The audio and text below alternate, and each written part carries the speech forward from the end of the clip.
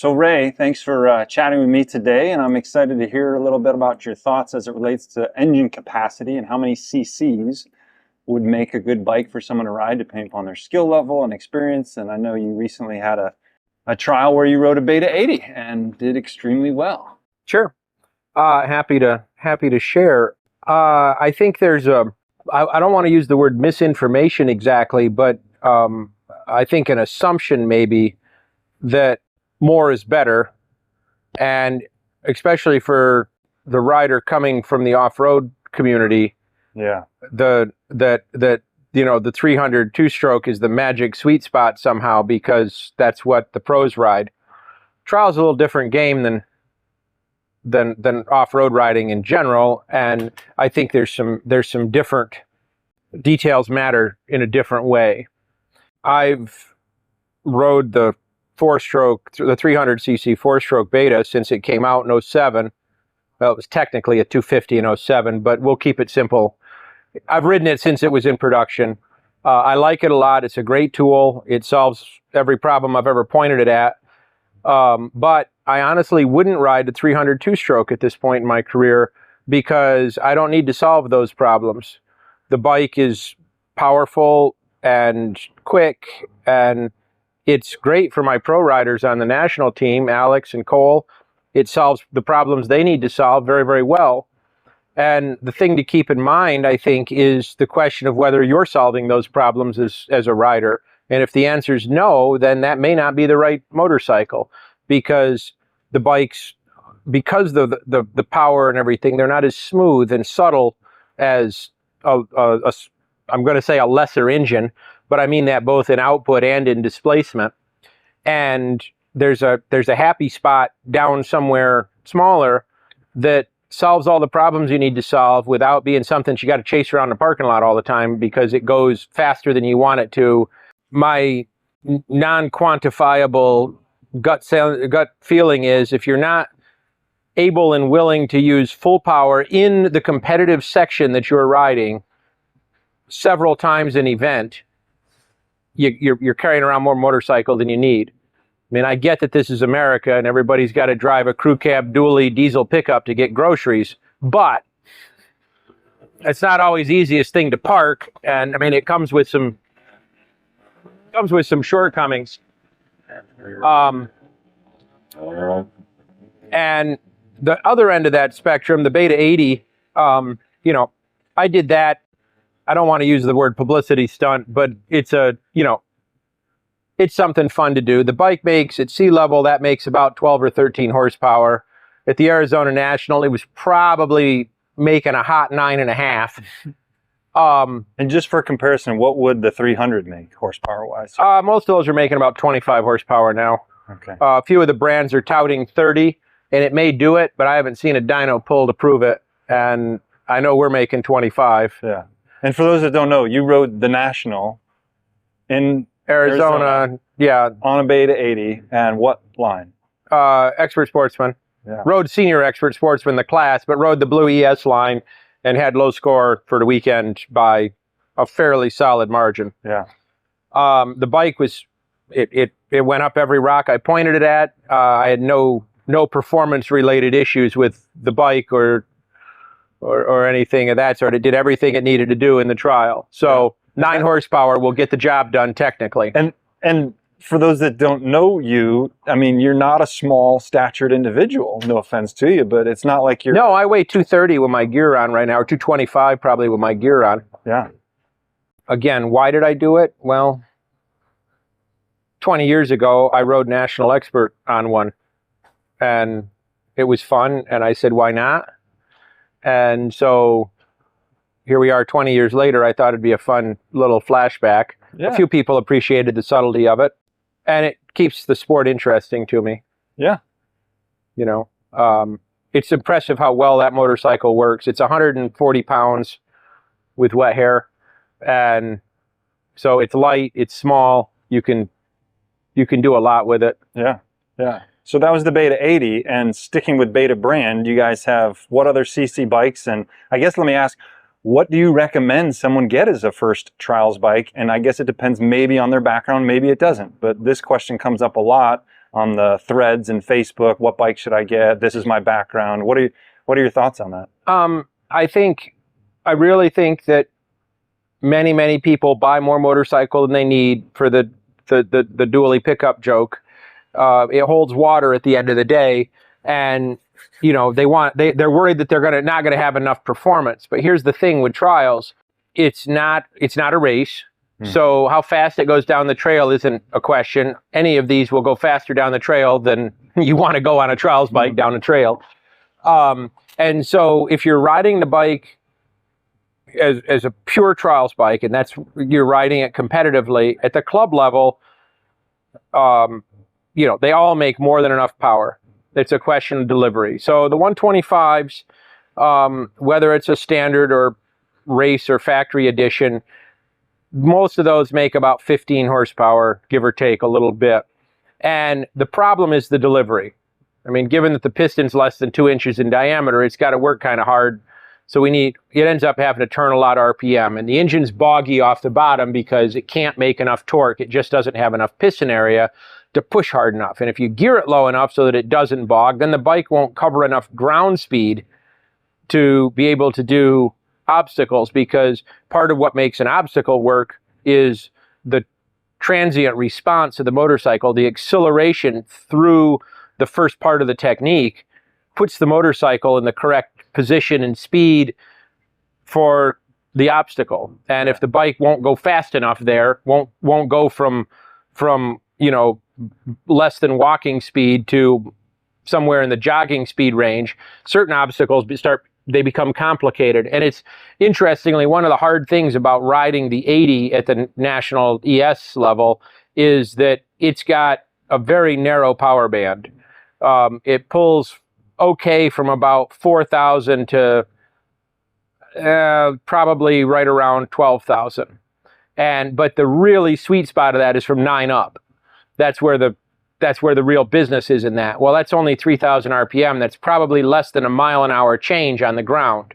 So you got to be able to do whatever techniques need to be done in one of the lower 3 gears at that RPM range, which means the motorcycle has to be going a very critical ground speed to be able to do that. And if the rocks are spaced differently, or whatever the obstacles are spaced funny, then sometimes it doesn't work. I've gotten caught over my years of playing with the little engine as a full-size guy, where you got to do a tremendous amount of clutch work to get the bike to go through some weird spacing. The bigger engines are more forgiving in that way. So moving up a size, the 125, we've got young teen riders that ride it all the way to the national expert level. Yeah. The biggest obstacle they're going to see is probably a 5 to 6 foot rock. Good size hills and logs and whatnot. The motorcycle will solve every problem that any club level trials rider ever will face or want to try. That being said, it's not the easiest thing to ride because of the limited displacement still. It's soft off the bottom. It makes technical low speed riding a challenge because you have to go to the clutch. Now, we encourage the kids to ride the bike because if they're going to have a longer career in trials, they need to learn those clutch skills, and they need to learn how to make the motorcycle work for them. And the smaller engine forces them to put enough effort into making the motorcycle do what it needs to do. They can't just stand on it and twist the throttle and slam their way through stuff. That doesn't end up working in the long run. You don't become a serious pro rider at the national level by doing that. The next step up for Beta is the 200, which I think is a real sweet spot, and we sell a number of them, and it's probably an overlooked model. Yeah. It would be my choice if Beta took my 4-stroke away, because it's electric smooth. It's got the widest RPM range of any of the what I'm going to call full-size engines. What does that mean, range, RPM? So it's super forgiving right off the bottom, and it'll rev to the moon. It revs almost as far as the 125. And so you've got a tremendously broad speed range in each gear that lets you go the speed you need to go. The gearing is very optimized, and it shares the primary drive ratio in the transmission with the 125, but it's 75 cc's bigger. It's a full 200.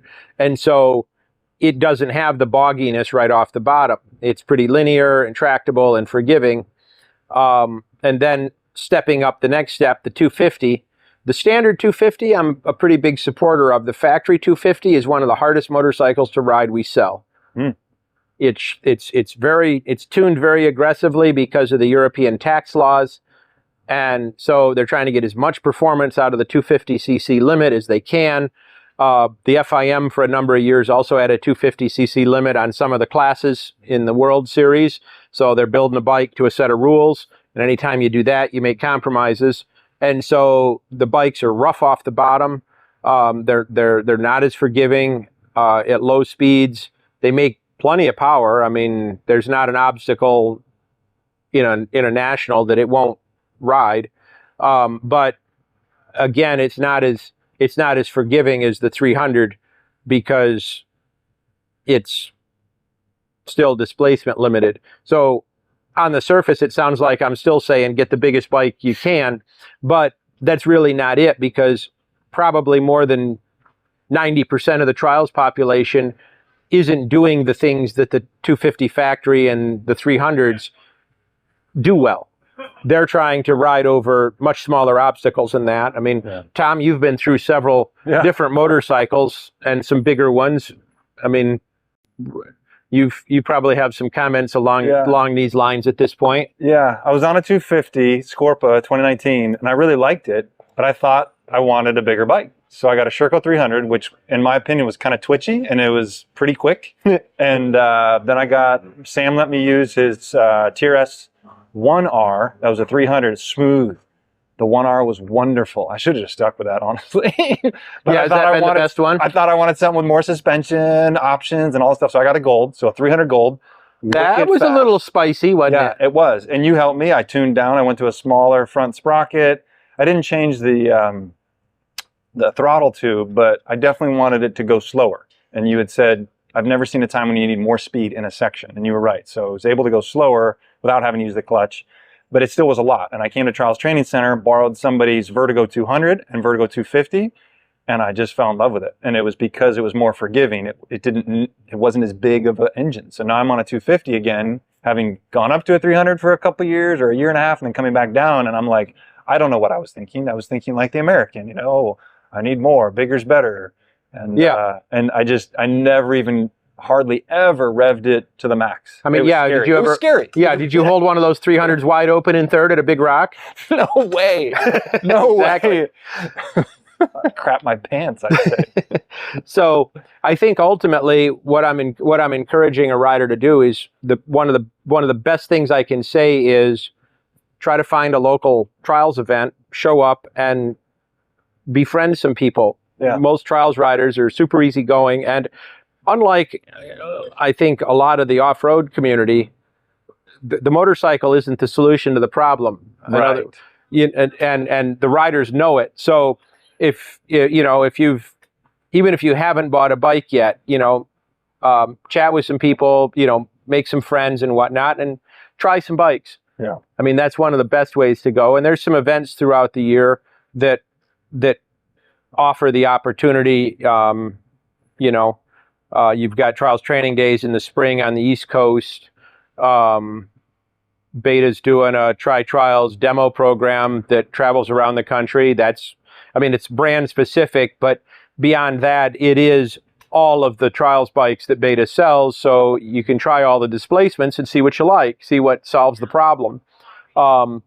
And really just go to a local event and chat with people and say, hey, can I put your bike around for a minute? 9 times out of 10, they're going to let you. Yeah. And encourage you to get involved. And my wife has ridden the Beta 200 for years, and she tried the 250 and she went back to the 200. She rode a 250 in Europe a couple times because we didn't really have any choice. The 200 isn't available worldwide. It's primarily a British and US spec model. And she's kind of spoiled by it. It solves problems for her. It's approachable power. It is more than fast enough and powerful enough, but it's approachable. She's not chasing it. She's not behind the bike. She's not threatened by the power. I mean, she'll use every bit of the torque it has, and that's, I think, the difference is that the trials riding, you're using the torque of the engine more than you're using the peak power. Yeah. The pro guys use the peak power on big obstacles, but the rest of the time, the club rider, the paying customer, so to speak, is using the torque of the engine in the mid-range. That's where you want a smooth, tractable, forgiving engine that does what you ask it to do and responds in a linear and predictable fashion every time. Yeah. Because if you get surprised by it, gets exciting. Yeah, spicy. Spicy. Well, you skipped kind of over the 250 a little bit because you went and talked about the Beta's factory version, but 250 seems to be a very popular engine displacement that I see a lot of people use bikes. The market seems to have a good amount of them. Yep. But Beta has the 200. Vertigo's got 225. So yep. So you're kind of advocating, yeah, the you don't 250 need a 300. No. Let's dial it down 1 or 2 steps. Yeah, I really am, and I did kind of breeze over that. The 250 and or the 200 is a really sweet size. It's super forgiving, and it's got, both bikes have more than enough power. Our 200 is only down 1 horsepower from our 250. Oh wow! And how many is that? 22, 21, okay. Somewhere right in there. And it does it by revving further. The 250 doesn't rev as far as the 200. The 200 revs quite a bit further to make the horsepower. Yeah. So the peak torque's down, but it makes a nice flat linear torque curve. Yeah. Where the 250 is a little bit peakier, but it's still very manageable, especially the standard. That's a really sweet spot. There's a lot of factory bikes out there, and to be honest, as if we're talking, if I'm having a conversation with the new or relatively new trials rider, just get the standard version of whatever brand you've got support for locally. Yeah. There's not a bad trials bike being built. The best trials bike is the one you own and go ride. It's the local support that really makes the difference. Having a dealer that you can get parts through, that provides support for the knowledge gaps that the customer has. And, you know, if you're working on your bike all the time, you're not getting to enjoy it. You know, it's like my 3D printing hobby. I spent money on a printer so I could print things, not so I could tinker with a printer. Right. It's not a hobby in that sense. It's the engineering exercise that's interesting to me. And trials should be the same way. Yeah. Get on the bike and go ride it, not tinker with it. Right. You know, we're not building a better mousetrap here. We want to buy a good mousetrap and go set it and catch mice. Yeah. So, you know, there's a lot of good trials bikes out there. The new 225 Vertigo feels really good. I've not gotten a leg over a recent 250 TRS. I just don't see that many in the wild. I think yours is the only one I've ridden recently. Yeah. And I don't see that many gas 250s. But where I was going a second ago is the standard version versus the factory version. Unlike off-road, suspension setup is a relatively straightforward task. We set the spring for the rider weight, and we make some minor changes to damping for that, and then we stop screwing with it.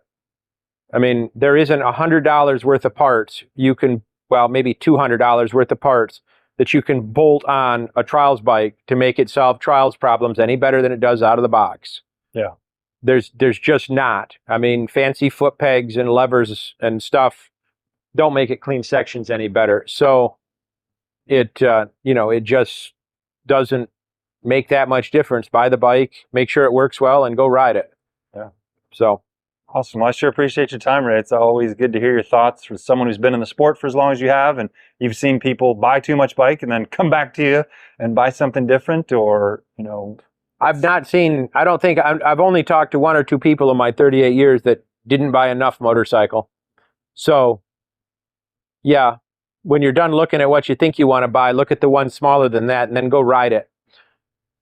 Because you probably won't be disappointed, and it probably at the end of the day will clean sections better than the bigger one. Yeah. And if low score is the game, which some wise trials rider told me that was what was supposed to happen, then that's the right tool for the job. Go enjoy it. Yeah.